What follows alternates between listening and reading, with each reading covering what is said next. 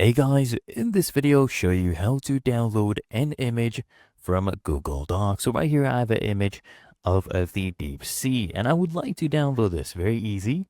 You just right click on this image.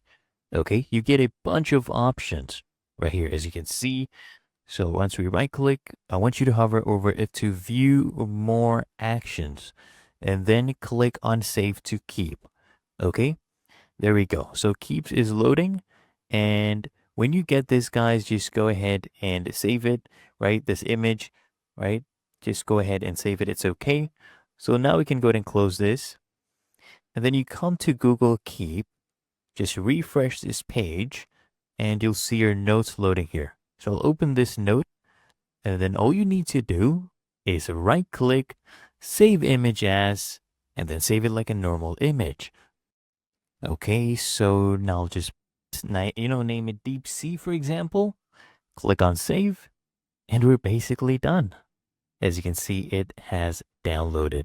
It's really that easy and simple.